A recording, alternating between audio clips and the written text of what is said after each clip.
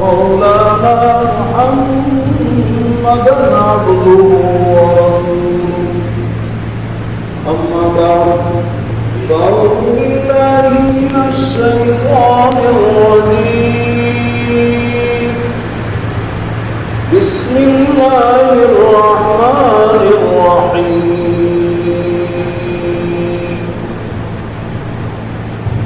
إنا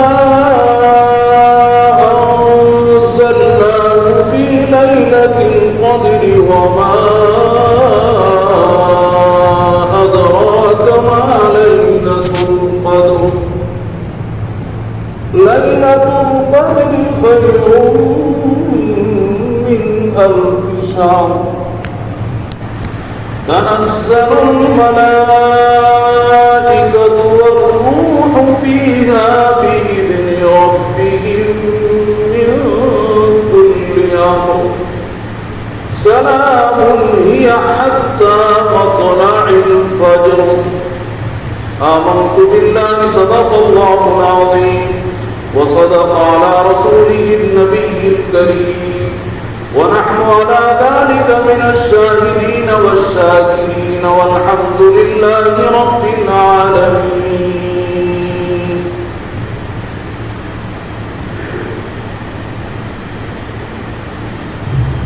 میرے محترم بزرگوں اور دوستوں، اللہ رب العزت جو ہم سب کا خالق اور مالک ہے، اس نے ہماری زندگی میں برکت عطا فرمائی اور ہمیں رمضان المبارک کا مہینہ عطا فرمایا۔ اس مبارک مہینے کی آمد سے پہلے یعنی 2 مہینے پہلے جب رجب کا چاند نظر آتا تو آپ صلی اللہ علیہ وسلم ایک دعا فرماتے تھے، اللہ مجھے رجب اور شعبان کے مہینوں میں برکت عطا فرما اور مجھے رمضان المبارک کا مہینہ عطا فرما۔ پھر اس مہینے کی آمد سے پہلے آپ صلی اللہ علیہ وسلم بار فرماتے تھے، ان قریب تمہارے اوپر ایک مہینہ آنے والا ہے، وہ گویا نیکیوں کا موسم بہار ہے، نیکیاں کمانے کا سیزن ہے۔ پھر فرماتے اس مہینے کی برکتیں ایسی ہے کہ اگر تم نفل پڑھو گے تو تمہیں فرضوں کے برابر ثواب دیا جائے گا، اور اگر ایک فرض پڑھو گے تو 70 فرضوں کے برابر اس کا ثواب دیا جائے گا۔ تو دوستو، اللہ نے ہمیں مبارک مہینہ عطا فرمایا، مزید آپ حضرات پہ اللہ نے یہ کرم فرمایا کہ آپ کو اس اپنے گھر میں اللہ رب العزت نے 10 روز کے لیے اپنا مہمان بنا لیا، اور ایک تو آپ اعتکاف اپنے گاؤں کی مسجد میں کرتے، وہ بھی اعتکاف ہے، اس میں بھی ثواب تھا۔ ایک آپ نے یہاں اعتکاف فرمایا کہ آپ کو ایک بہترین صحبت ملی، ایک بہترین ماحول ملا، اور اگرچہ اپنے کو تنہائی میں سستی آتی ہے لیکن اجتماعی عمل کے اندر اور اس مجلس اور ان بزرگوں کی نگاہوں کی برکت سے رب کریم تہجد کے اندر ہمیں کھڑا کرتا ہے اور 4 پارے ہم وہاں پر سن لیں۔ اور دوستو، پھر یہ آخری عشرہ، اور حضرت عائشہ رضی اللہ تعالیٰ عنہ نبی کریم صلی اللہ علیہ وسلم کا ارشاد نقل فرماتی ہے، آپ نے فرمایا شب قدر کی جو رات ہے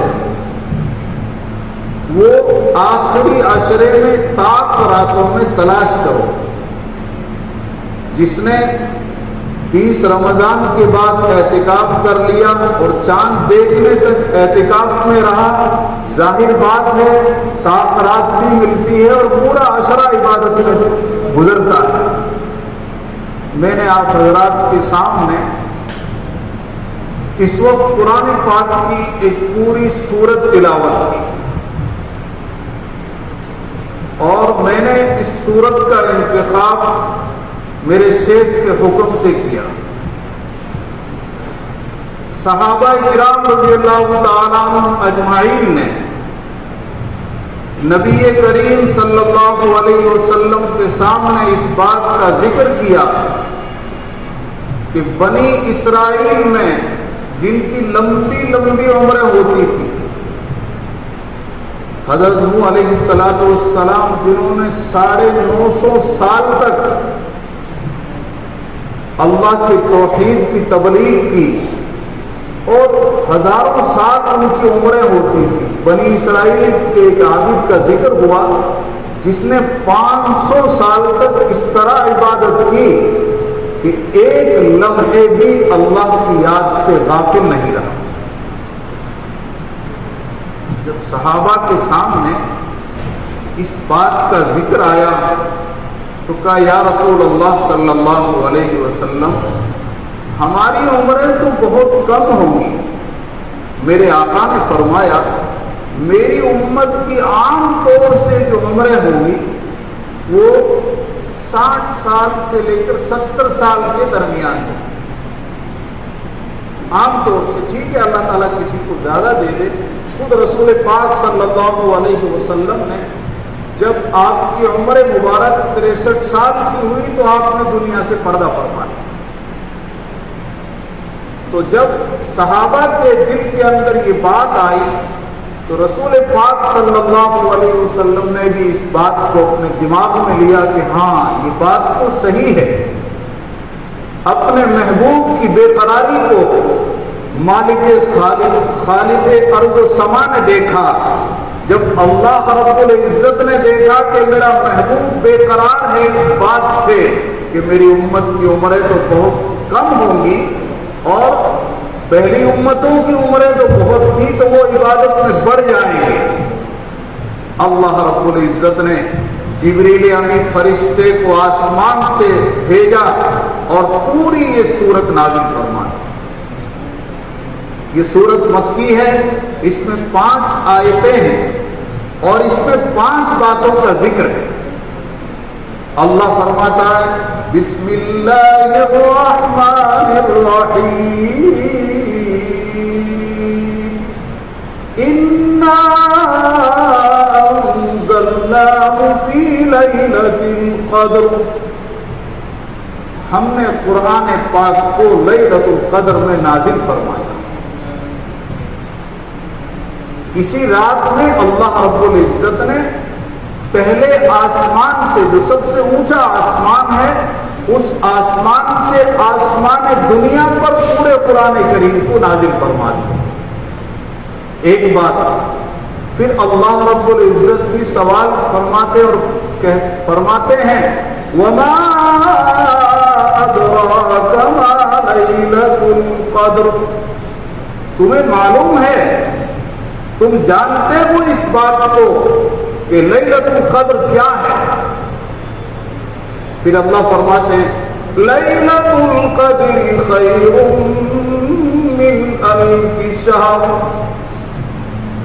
لیلۃ القدر وہ رات ہے جس خوش نصیب کو اللہ رب العزت اس رات کی عبادت نصیب فرما دے، 1000 مہینے تک جو اللہ کی عبادت کرتا ہے اس سے بھی بڑھ کر اس کو ثواب ملتا ہے۔ ایک رات کی اگر اللہ رب العزت اس کو عبادت نصیب فرما دے تو 1000 مہینے تک، اور اس میں شب قدر کی رات کو الگ رکھا ہے 1000 مہینے کی، ہر سال کی عبادت کو، اس کے علاوہ 1000 مہینوں سے بڑھ کر اس کا ثواب عطا فرماتے ہیں، جو تقریباً 83 سال اور 4 مہینے ہوتے ہیں، ہو سکتا ہے کچھ آگے پیچھے ہو۔ ایک شب قدر ملے تب بھی اس کو اتنا ثواب ملتا ہے۔ پھر اللہ نے فرمایا لیلۃ القدر خیر من الف شہر تنزل الملائکۃ والروح فیہا بإذن ربہم من کل امر. اس رات میں فرشتے اللہ کی اجازت سے روح القدس جبرائیل علیہ السلام جو جن کا کام تھا انبیاءوں کے اوپر وحی لاتے تھے، نبیوں کے اوپر اللہ کا حکم لے کے آتے تھے، اس فرشتے کو جو فرشتوں کے سردار ہیں اللہ رب العزت حکم فرماتے ہیں کہ جبریل امین فرشتوں کی جماعت کو لے کے پوری دنیا میں پھیل جاؤ. تنزل الملائکۃ والروح فیہا بإذن ربہم من کل امر. وہ اللہ کی اجازت سے پوری دنیا میں پھیل جاتے ہیں، فرشتے پوری دنیا میں پھیل جاتے ہیں اور وہ اس رات کو اللہ کا حکم لے کے آتے ہیں، اللہ کا حکم لے کے آتے ہیں. کیسے؟ جو شب برات کی رات ہوتی ہے 15 شعبان کو، جس میں اغلاط العوام میں لوگوں میں ایک غلط بات پھیلی ہوئی ہے کہ بھی روحوں کی ملاقات کروانی اور اس کے لیے کوئی حلوہ پکاتا ہے، کوئی کچھ رسم کرتا ہے، حالانکہ روح تو جس دن اس کی نکلی تھی اس دن روح کے ساتھ مل گئی. اس رات میں اللہ رب العزت فیصلہ فرماتے ہیں کہ یہ آدمی اس سال زندہ رہے گا یا نہ رہے گا، اس کو عزت ملے گی یا ذلت ملے گی، اس کو کتنی روزی ملے گی، اس کو صحت ملے گی یا بیماری ملے گی. یہ تمام فیصلہ اس رات میں ہوتا ہے جسے شب برات کہتے ہیں. وہ فیصلہ تو اس رات میں ہو گیا 15 شعبان کو، لیکن اس فیصلے کے حکم کو نافذ کرنے کے لیے فرشتے اس رات میں آتے ہیں. شب قدر کی رات میں فرشتے بإذن ربہم من کل امر، اللہ کا حکم لے کر فرشتے اس رات میں آتے ہیں. پھر یہ فرشتے اللہ فرماتا ہے جاؤ میرے بندے جو نماز میں کھڑا ہو، میرا ذکر کر رہا ہو، میری تلاوت کر رہا ہو، میرے قرآن پاک کی تلاوت کر رہا ہو، مجھ سے دعا کر رہا ہو، فرشتوں جاؤ اور ان کی دعاؤں کے اوپر آمین کہو. اور کیا کہنا جن کی دعاؤں کے اوپر فرشتے آمین کہہ دیں. اور پھر فرمایا سلام، یہ رات سراپا سلامتی ہے، یہ حتی مطلع الفجر، اور یہ سلسلہ صبح تک رہتا ہے، فجر تک رہتا ہے. جس نے آپ دیکھیے آخری عشرہ ہے، جس نے مغرب کی نماز سے شروع ہوئی رات جماعت کے ساتھ نماز پڑھی، اوابین پڑھی، عشاء کی نماز جماعت سے پڑھی، وتر پڑھی، اور الحمدللہ یہاں تو 2 گھنٹے 1.5 گھنٹے اور بہت سے حضرات تو بیچارے سوتے بھی نہیں ہیں اور کھڑے ہو جاتے ہیں 1:30 بجے اور تہجد تک سلسلہ چلتا رہتا ہے، اللہ کا قرآن سنتے رہتے ہیں. اتنی بڑی سعادت مندی ہے میں اس کو بیان نہیں کر سکتا. اللہ نے قرآن پاک میں یہ تاکید رکھی ہے کہ جو محبت سے پڑھتا ہے، دل سے پڑھتا ہے. آتا ہے ایک صحابی اپنے گھر میں عشاء کی نماز کے بعد قرآن پاک کی تلاوت نماز میں شروع کر دیتے ہیں، اور ان کا گھر کا چھوٹا صحن ہے، ایک بچہ معصوم بچہ چارپائی پہ سویا ہوا ہے اور سواری کا گھوڑا بھی پاس میں بندھا ہوا ہے. اب جب یہ قرآن پاک کو محبت سے پڑھتے ہیں، بلند آواز سے پڑھتے ہیں، اللہ رب العزت کی رحمتوں کا تذکرہ آتا ہے، کبھی اللہ کے عذاب کی وعیدیں آتی ہے، تو یہ جب جوش میں آتے ہیں تو انسان بندھا ہوا گھوڑا بگڑنے لگ جاتا ہے، وہ کودنے لگ جاتا ہے. ان کو فکر ہوتی ہے کہیں یہ گھوڑا میرے بچہ یحییٰ جو سو رہا ہے اس کو کہیں زخمی نہ کر دے. پھر یہ اپنی آواز کو کم کرتے ہیں، گھوڑا رک جاتا ہے، پھر بلند کرتے ہیں، پھر گھوڑا بگڑنے لگتا ہے. جانوروں کو جب اللہ کا قرآن سنتے ہیں تو جوش آ جاتا ہے. ہم تو انسان ہیں. یہاں تک کہ صبح کا وقت ہو جاتا ہے اور یہ جب سلام پھیرتے ہیں تو کیا دیکھتے ہیں کہ چھوٹی چھوٹی آگ کی چنگاریاں اڑتی ہوئی آسمانوں کی طرف جا رہی ہیں۔ صبح کو در رسول صلی اللہ علیہ وسلم پہ حاضر ہوئے، آپ صلی اللہ علیہ وسلم کی خدمت میں پہنچے اور کہا یا رسول اللہ صلی اللہ علیہ وسلم رات اس طرح کا معاملہ پیش آیا تھا، میں قرآن پاک کی تلاوت کرتا تھا اور پھر میرا گھوڑا بھی بھٹکنے لگا، پھر میں رکتا تھا، پھر میں پڑھتا تھا، پھر جب میں نے سلام پھیرا تو میں کیا دیکھتا ہوں کہ آسمان کی طرف آگ کی چنگاریاں اڑتی ہوئی جا رہی ہے۔ نبی کریم صلی اللہ علیہ وسلم نے ارشاد فرمائے صحابی تو اللہ کا قرآن محبت سے پڑھتا تھا، تو دل سے پڑھتا تھا، اسی لیے تیرے قرآن پاک کی تلاوت سننے کے لیے آسمانوں سے فرشتے آئے تھے۔ اگر تو اسی طرح پڑھتا رہتا اور مسلسل پڑھتا رہتا تو آج تمام اہل مدینہ شہر کے بسنے والے تمام کے تمام لوگ فرشتوں کی زیارت کر لیتے۔ فرشتے قرآن پاک سننے کے لیے آتے ہیں۔ تو دوستو بزرگوں، جس نے تہجد میں قرآن پاک سنا، پھر فجر کی جماعت سے نماز پڑھی، اللہ کی ذات سے چڑھتے ہوئے سورج کی طرح کبھی امید ہے کہ اللہ ان کو شب قدر کی رات کی عبادت ضرور نصیب فرمائے گا۔ اور اس صبح تک یہ سلسلہ چلتا ہے۔ جب صبح ہوتی ہے فرشتے آتے ہیں اور جبریل امی سے پوچھتے ہیں اے ہمارے سردار، اللہ رب العزت نے امت محمدیہ کے ساتھ کیا معاملہ فرمایا؟ جبریل امی جواب فرماتے ہیں اور آتا ہے حدیث میں جس کے راوی حضرت ابو ہریرہ رضی اللہ تعالیٰ عنہ، جس نے ایمان و اخلاص کے ساتھ شب قدر کی رات کی عبادت کی، اللہ تعالیٰ اس کے اگلے اور پچھلے تمام گناہوں کو معاف کر دیتا ہے۔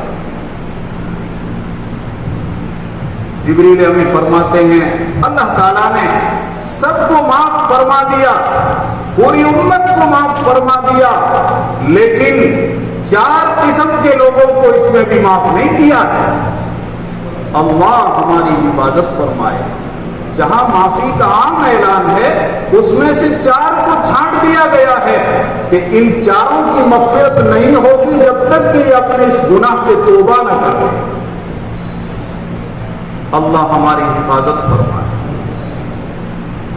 فرمایا پہلا وہ شخص جو شراب کا عادی ہو، جو رات دن شراب پیتا ہو اور اپنی اس خبیث عادت سے توبہ نہ کرتا ہو، ایسے شخص کو اس رات میں بھی معاف نہیں کیا جائے۔ اللہ ہماری اور پوری امت کی حفاظت فرمائے۔ اس وقت اس امت میں یہ بیماری بہت بڑھ رہی ہے، اللہ سے دعا کرو اللہ پوری امت کی حفاظت فرمائے۔ دوسرا وہ شخص جو اپنے ماں باپ کا نافرمان ہو، اپنے ماں باپ کا کہنا نہیں مانتا ہے۔ ارے تو یاد کر 9 مہینے تک تیری ماں نے تیرا وزن اٹھایا تھا، سو نہیں سکتی تھی، اور جب تو پیدا ہوا تھا اس وقت تو موت اور زندگی تیری ماں موت اور زندگی کے بیچ میں ڈول رہی تھی کہ یا مر جاؤں گی یا زندہ رہوں گی۔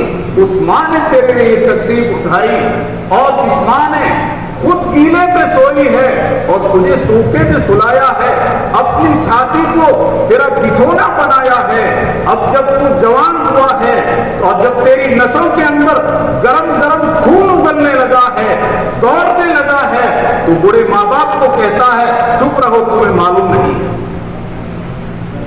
آتا ہے اپنے ماں باپ کی آواز سے اپنی آواز کو بلند مت کر۔ وہ جو بڑھاپے میں کچھ بات کہہ رہے ہیں، ہو سکتا ہے وہ بات کو بار بار دہراتے ہیں، لیکن اپنی آواز کو اپنے ماں باپ کی آواز سے بلند مت کر۔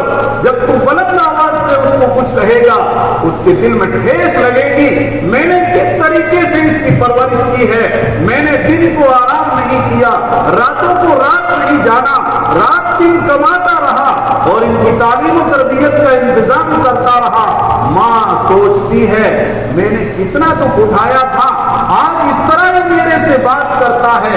قرآن کہتا ہے وَقَضَىٰ رَبُّكَ أَلَّا تَعْبُدُوا إِلَّا إِيَّاهُ وَبِالْوَالِدَيْنِ إِحْسَانًا إِمَّا يَبْلُغَنَّ عِندَكَ الْكِبَرَ أَحَدُهُمَا أَوْ كِلَاهُمَا فَلَا تَقُل لَّهُمَا أُفٍّ وَلَا تَنْهَرْهُمَا وَقُل لَّهُمَا قَوْلًا كَرِيمًا۔ جہاں اللہ اپنی عبادت کا حکم دیتا ہے وہاں ماں باپ کے ساتھ حسن سلوک کرنے کا حکم دیتا ہے، اور یہاں تک قرآن کہتا ہے کہ ماں باپ کے سامنے اف تک مت کہنا۔ خیر بات یہاں پر لمبی ہو جائے گی، مختصر یہ کہ جو 4 قسم کے لوگوں کو چھانٹا گیا تھا جن کی مغفرت اس رات میں بھی نہیں ہوتی ہے، پہلا شرابی جو شراب کا عادی ہو، دوسرا ماں باپ کا نافرمان۔ ارے عبادت کتنی! میرے آقا نے فرمایا اگر تو ماں باپ کو اپنی محبت کی نگاہ سے دیکھے گا تو ہر نگاہ پہ تجھے مقبول حج کرنے کا ثواب ملے گا۔ دیکھنا بھی عبادت۔ پھر فرمایا تیسری قسم رشتے داریوں کو توڑنے والا۔ اللہ ہم سب کی حفاظت فرمائے۔ اچھے اچھے تہجد گزار، اچھے اچھے تسبیح پڑھنے والے، اچھے اچھے دین کا علم رکھنے والے، اس کے باوجود کسی کا چچا سے، چچی سے، بھائی سے، خالہ سے، رشتے داروں سے جھگڑا ہے۔ ابھی اس کی عبادت کہاں کام آئی جب شب قدر کی رات میں جہاں عام معافی کا اعلان ہوتا ہے 4 کو چھانٹ دیا گیا ہے، اس میں تیسرے نمبر کا وہ ہے جو اپنے رشتے داریوں کو توڑتا ہے۔ اور آمنہ کی در یتیم حضرت محمد عربی صلی اللہ علیہ وسلم کی حدیث ہے لا يدخل الجنت قاطع، رشتے داریوں کو توڑنے والا کبھی جنت میں داخل نہیں ہوگا۔ ہمیں سوچنا چاہیے جب ہم یہاں پر آ گئے ہیں، اگر ہمارا کسی سے جھگڑا ہے، اگر ہمارا کسی سے آپس میں ہے تو اللہ کے لیے معافی مانگو۔ بھئی تو نہیں تو میں تجھے معاف کرتا ہوں، رشتے داریوں کو نبھاؤ۔ آتا ہے کل قیامت کے دن رشتے داری سفارش کرے گی، وہ کہے گی اللہ اس نے مجھے جوڑا تھا تو اسے جنت سے جوڑ دے، اور اگر رشتے داری کو توڑے گا وہ کہے گی اللہ اس نے مجھے توڑا تھا تو اسے جنت سے توڑ دے اور اسے دوزخ میں داخل کر دے۔ کتنی قسمیں ہو گئی؟ ارے تو یاد ہے یا نیند آ گئی؟ 3 ہو گئی۔ پہلا شرابی، دوسرا ماں باپ کا نافرمان، تیسرا رشتے داریوں کو توڑنے والا، چوتھا اللہ ہم سب کی حفاظت فرمائے اپنے دل میں کینہ رکھنے والا، برائی چاہتا ہے، ایسے منہ پہ تو اچھا ملتا ہے لیکن دل کے اندر اس کی برائی ہے۔ اللہ تعالیٰ دلوں کو جانتا ہے۔ ہم کسی سے اپنی بات کو چھپا سکتے ہیں، اللہ سے اپنی بات کو نہیں چھپا سکتے۔ آپ حضرات جو یہاں تشریف لائے ہیں اور شیخ کی خدمت میں آپ آئے ہیں، آپ حضرات کا مقصد صرف اور صرف یہ ہے اعتکاف کے ساتھ ساتھ کہ ہمارے دلوں کا علاج ہو جائے، ہمارا دل صحیح ہو جائے۔ اور دل کس سے صحیح ہوتا ہے؟ اس کے لیے آپ کو 5 کام کرنے ہوں گے۔ کتنے کام؟ 5 کام کرنے ہوں گے۔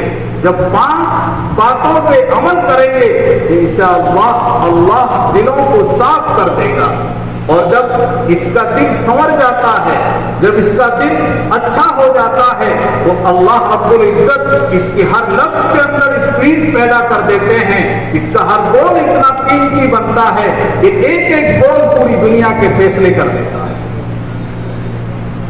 اب اس دلوں کی صفائی کے سب سے پہلے جو کام کرنا ہے حضرت عبداللہ انطاکی رحمت اللہ علیہ فرماتے ہیں 5 کام کرنے ہیں۔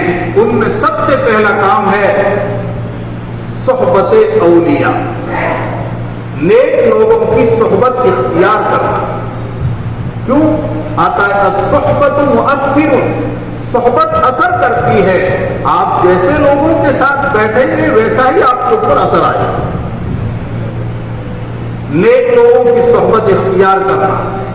اور صحبت یہ ایسی ایک چیز ہے کہ آدمی کتنا ہی بگڑا ہوا ہو لیکن اگر نیک صحبت ہوتی ہے تو کرتے کرتے کرتے اس کے اثرات چڑھتے ہیں اور وہ نیک و صالح بن جاتا ہے. اور کتنا ہی نیک اور صالح اور اچھا ہے لیکن اگر اس نے بروں کی صحبت اختیار کی ہے تو کرتے کرتے کرتے وہ پھر برا بن جاتا ہے. اسی لیے کہا نہ بیٹھ بروں کے ساتھ اس کا ہے انجام برا. نہ بیٹھ بروں کے ساتھ اس کا ہے انجام برا.